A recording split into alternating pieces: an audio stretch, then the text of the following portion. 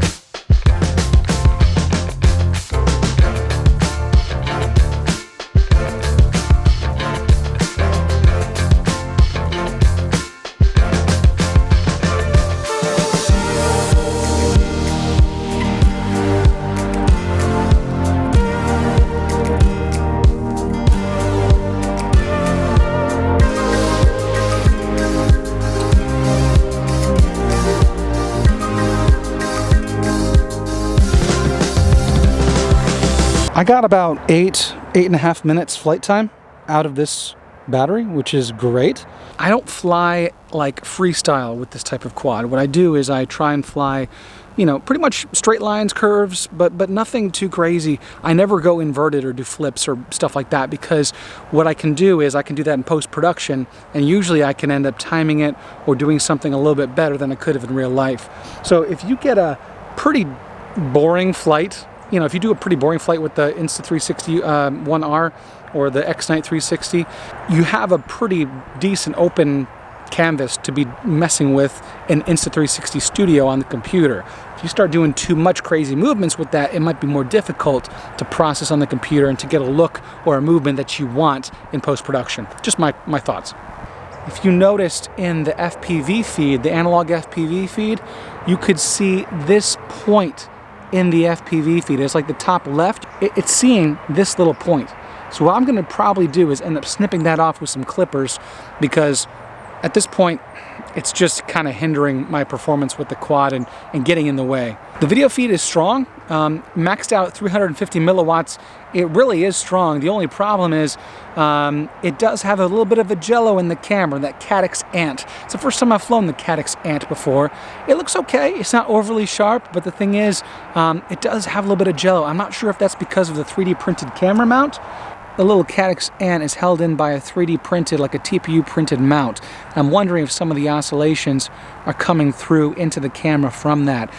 All right, I'm at a different spot now, and we're going to be flying a little bit more, see what kind of battery life we can get, also what kind of shots we can get.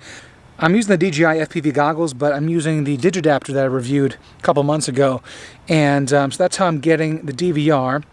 And I'm not going to lie, having to deal with the blanket is a little bit cumbersome, especially because you have to make sure the blanket's completely flat before you arm the motors, obviously. So if it's completely flat, you can take off, and landing's really no issue in that regard. Again, we have that battery taped up, and it looks like it's perfect. At least we can hope.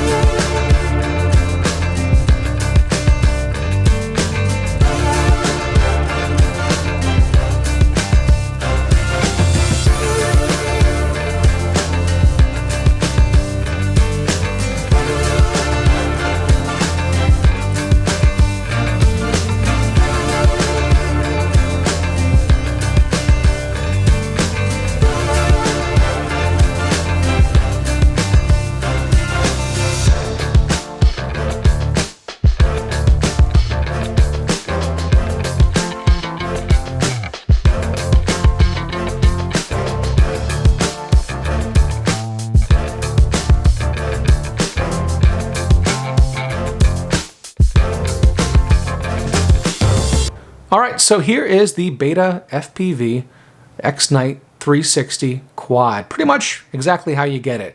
I did make one modification. I fly Crossfire. They gave me a free Sky version, so that's all I did is just change out the receiver. Otherwise, this is exactly how you get it in the box. So first off, I mean, it's obvious. This is the gaping hole for the Insta360 1R action cam right there. It fits inside, and then the lens sort of protrudes out the top and the bottom, so that the lens is both the lowest and the highest thing on the frame. That also means that everything else needs to be within that 23 millimeter margin, basically. Let's talk a little bit more about it. We have 2004 3000 kV motors. We have the Caddx Ant camera, 1200 TVL. Apparently this is only 2 grams in weight, very, very tiny. We got a right-hand polarized antenna out the back, along with a capacitor and the XT60 chilling right there, and so that's how the battery is going to be plugged in. Finally, we have this thing sticking out, which at first glance I thought was like camera control. No, this is actually part of the battery eliminator circuit. When you put the Insta360 camera inside, you don't need the battery. So that's a lot of weight reduction right there. It powers directly off of your LiPo battery by using a little circuit, and I guess I'll get the goodie bag out here. It's a USB-C. So that plugs right into the side, just like so. And then that would plug in right here to this cable, and that's how you get your power directly off your LiPo. So this is pretty much exactly how it looked, although all they had was an XM Plus instead of my current Crossfire Nano. And you can see the camera wires come around this direction. So that's the Beta FPV MO2, 5.8 gigahertz VTX. And then we also have the F722 underneath that with the all-in-one 35 amp ESC. And so that's pretty much the guts. Pretty simple. The magic happens with this camera and how it sits in there nicely. The way you really want to have it, I don't know why you'd have it any other way, is to have the screen facing upward, and then you have the camera poking through the bottom like so. Screwing in these 2 or 3 screws in the front makes me a little nervous that I'm going to crack this carbon fiber, because it seems as if the Insta360 is a little bit taller than the actual frame is. See how it's bowing in? If you see the front here, these 2 pieces, the top and the bottom plate, they're bowing in a little bit. Now, you don't want it to be any thicker than need be, because you want to make sure that it's not going to show up in your image. And yes, that's happened before. I didn't screw these down all the way once, and I did see a bit of the front plate in the image as I'm flying around. That was a big bummer. But at the same time, if you do that again and again and again, you might end up cracking. I'm not sure. It might happen. Maybe it won't. You might end up crack that top plate if you really wrench this down too far. I'm going to stuff this little BEC a little bit further in and then plug the lead into the circuitry. I have learned to eliminate these battery straps, because no matter how tight you try and pull these battery straps, the bottom still always has a bit of a bulge. Can you see right there? Just that much of a bulge will get into the bottom lens. In my experience anyway, I see little black strip in the back of some of my footage. Unless the stitching is 100% perfect, the effect is kind of ruined. All right, so I like the X-Night 360. I like the X-Night 5 earlier this year. I like the Insta360 So when you put them together and you actually are getting the most out of your Insta360 I think it's a great thing. The only thing is it's a delicate quad and it's a little bit finicky. And if you don't know how to operate it in a certain way, you can end up corrupting your 360 video file. You could end up scratching that lens on the bottom. You could be showing a bit of the frame or the battery in the 360 view by accident. But once you get past all of that and you learn those quirks, you learn how to get around them, then I think it's going to be a good experience for you. Also, since it's so freaking quiet, you can fly it in a lot of places. You're not going to bother anybody. That's another bonus. There are some lens protectors that are specifically designed for when you use this with FPV.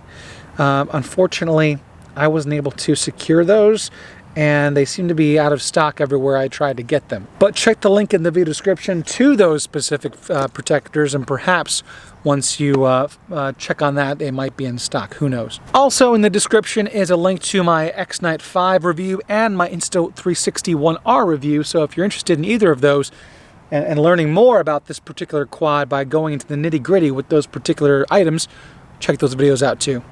Thanks so much for watching, everybody. Until next time, happy flying.